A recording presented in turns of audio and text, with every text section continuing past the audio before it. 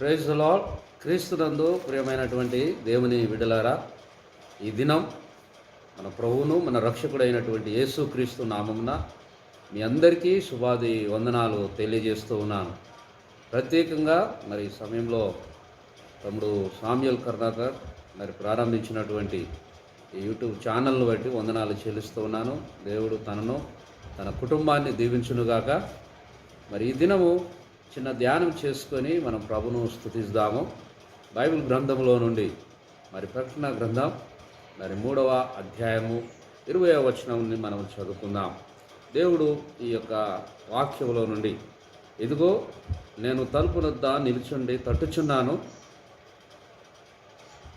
ఎవడైనను తన స్వరము విని నా స్వరము విని తలుపు తీసిన ఎడల నేను అతని యొద్దకు వచ్చి అతనితో నేనును నాతో కూడా అతడును భోజనము చేయుదుము. దేవుని బిడ్డలారా, ఈ యొక్క వాక్య భాగమును మనం గమనించినట్లయితే దేవుడు అంటూ ఉన్నాడు, ఇదిగో నేను తలుపు వద్ద నిల్చుండి తట్టుచున్నాను, ఎవడైనను నా స్వరము విని తలుపు తీసిన ఎడల నేను వాని ఇంటిలోనికి వస్తాను అని ప్రభు సెలవిస్తూ ఉన్నాడు. కనుక ఈ యొక్క సమయాన్ని మనం గమనిద్దాము. దేవుడు మరి ప్రతి ఒక్క తలుపును తట్టుచూ ఉన్నాడు. ప్రతి ఒక్క హృదయం అనే తలుపును తట్టుచూ ఉన్నాడు. ఆ తలుపును తట్టుచూ ఉన్నప్పుడు అనేకులు మరి దేవుని యొక్క స్వరమును వినకుండా, ప్రియ సహోదరి సహోదరుడా, ఆ స్వరాన్ని గుర్తించకుండా మరి ఇంకా వెనకబడిపోతూ ఉన్నారు. తలుపు తీయడం లేదు. అందుకనే ప్రభు ఇంకా ఇంకా ఆ ద్వారం దగ్గర ఉండి మరి ఆ తలుపు తట్టుచూ ఉన్నాడు. ఈ సమయాన్ని మీకు జ్ఞాపకం చేస్తూ ఉన్నాను. ఎవరైతే యేసయ్య స్వరమును మరి గుర్తుపట్టి యేసయ్య స్వరమును మరి గమనించి ఆ యొక్క తలుపు తీసి ఎడలా మరి దేవుడు తన ఇంటిలోనికి వస్తానని వాగ్దానం చేస్తున్నాడు. కాబట్టి ఈ ఉదయకాలము లేక ఈ సమయంలో మనం గమనించండి, ప్రభు యొక్క స్వరము వినడానికి మనం సిద్ధపడదాం. అంత మాత్రమే కాదు, ఈ ప్రస్తుత ఈ యొక్క కరోనా సిచ్యువేషన్లో మనం ఉన్నాము. ఈ కరోనా పరిస్థితులలో మనము ఏమై ఉన్నామో ఒకసారి ఆలోచన చేద్దాం. ఈరోజు ప్రపంచమంతా కూడా అనేకమైనటువంటి ద్వారములు మరి మూతబడి ఉన్నాయి. అనేక ద్వారాలు మరి క్లోజ్ అయిపోయాయి. అందుకనే ప్రభు ఆ యొక్క ద్వారం వద్ద నిలిచి తట్టుచూ ఉన్నాడు. ఎవరు నా స్వరం వింటారా అని చూస్తూ ఉన్నాడు. ఈరోజు చూడండి, వ్యాపారాలు బంద్ ఉన్నాయి, స్కూళ్ళు బంద్ ఉన్నాయి, మరి దేశమంతా రాజ్యమంతా కూడా మరి అన్నీ కూడా లాక్డౌన్ చేసుకున్నారు. అన్నీ కూడా మరి ఆ ద్వారాలన్నీ కూడా మూయబడి ఉన్నాయి.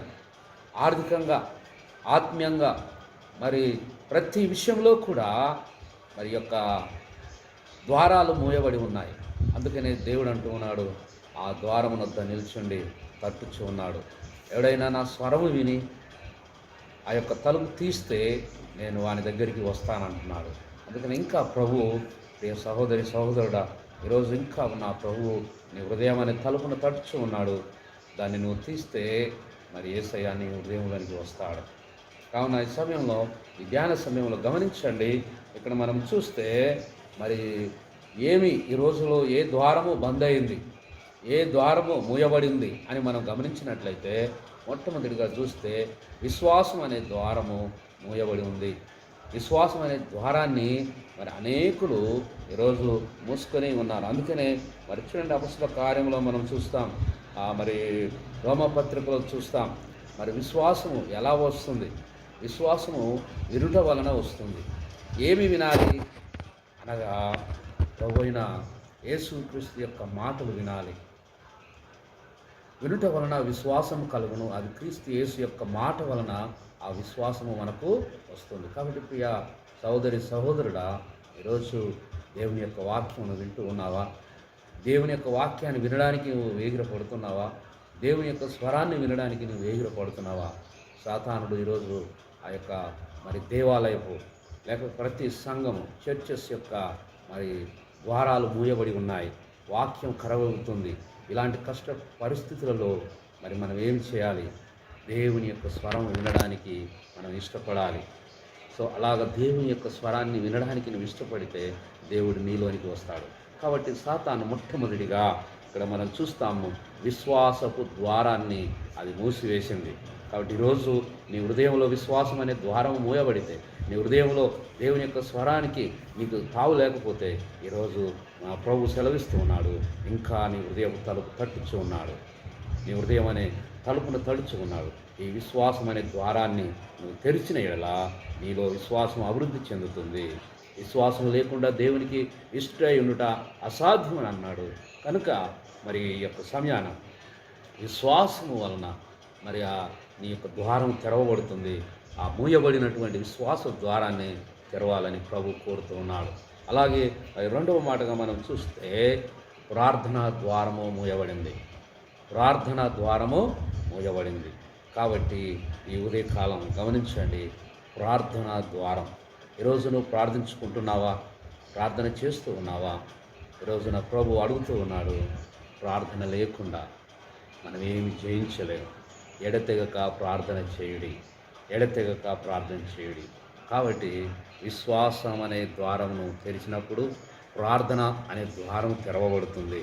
కాబట్టి ఈ ప్రార్థనా ద్వారంలో మనము మోకరించి ప్రార్థించినప్పుడు ప్రభువు గొప్ప అద్భుతాలను చేస్తాడు, ఆశ్చర్య కార్యాలను చేస్తాడు. ఎలాంటి సంఖ్యలనైనా సరే ఆయన బంధించి ఆయన విడుదల కలుగజేస్తాడు. కాబట్టి ఎడతెగక ప్రార్థన చేద్దాం. ఈ యొక్క ప్రార్థన అనే ద్వారాన్ని మనం తెరుద్దుముగాక.